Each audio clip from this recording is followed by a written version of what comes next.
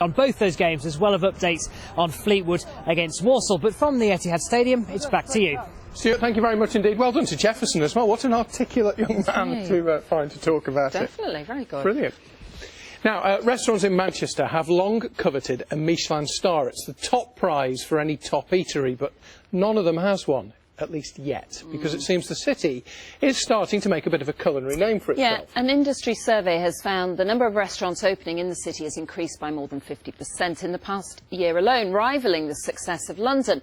But is it a case of quantity rather than quality? Well, Ian Haslam packed his bib and offered to investigate. He needs one, does he? It seems you can hardly move for restaurants in Manchester these days. Yes, the restaurant scene in Manchester is thriving, so much so experts reckon it's catching London up as a global gastronomic hotspot. And it's why they hold one of the restaurant industry's biggest get-togethers here, hosted by the man behind the survey. We had to invent a new word, which was restauranty.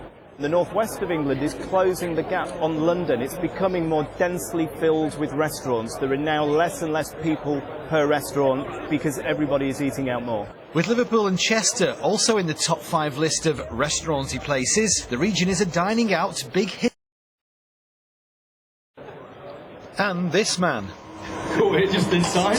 Celebrity chef Simon Rogan has most recently helped re-establish famous restaurant The French at Manchester's Midland Hotel. I'm a southerner, and I actually resent the amount of attention London and the South East get. So Manchester's got a real buzz about it, and why can't I have a piece of the action? Which is what Simon Shaw thought, so he upped sticks from Yorkshire earlier this year. It's indicative of what's going on in Manchester, most exciting city outside of London.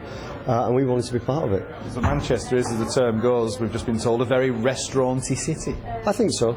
But are the city's restaurant goers surprised by its current status? No, not really, no. It's a big place. You see so many tourists around here as well. Just because of the variety you've got, and the food is actually exceptional. Especially if you go up there. Where have you been? Are you going somewhere to eat or? Are you buying? No, are you treating me? I'm in a rush.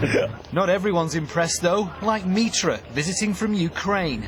Well, good wines, right.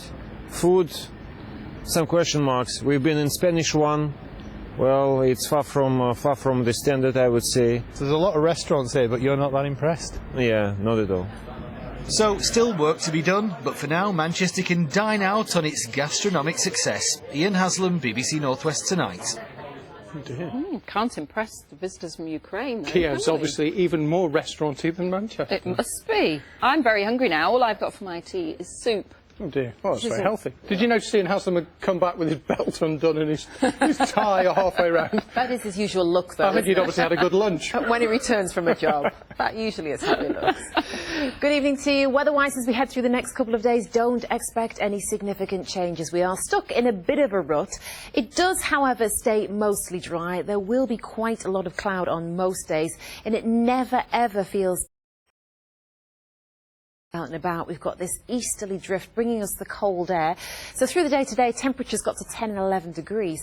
But how much sunshine you got really depended on where you are. We did say yesterday the Isle of Man, the Cumbrian coast, closer to the coast you are, the more sunshine you will see. And that will be the story as we go through every day. Our satellite picture clearly shows that. Going through the day, the cloud moved from the other side of the Pennines and drifted to many places, blocking out the sunshine. Our Weather Watchers pictures confirm that as well. Formby along the coast, some really good spells of sunshine. In Derbyshire, a lot of haze. That cloud around the highest level routes has been pretty stubborn through the day. Tonight we've got a weather front coming toward us. Now normally our weather fronts are fairly active. We see something going on.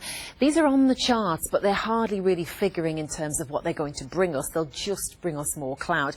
If you notice, everything's coming toward us from the east rather than going west to east, which is how we usually see things.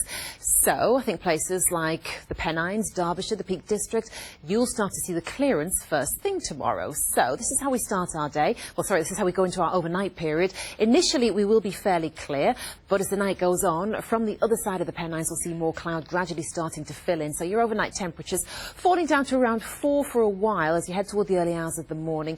Maybe 5 and 6 to start the day. And rurally, of course, always a few degrees cooler. If you're really unlucky, there could be a tiny spot of drizzle in the wind. It's nothing more than that.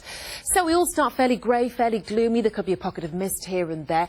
As all of this weather moves out toward the Irish Sea, see. The Pennines should clear, then we'll start to see the rest of the region, and brighter skies should come in after lunchtime. And toward the tail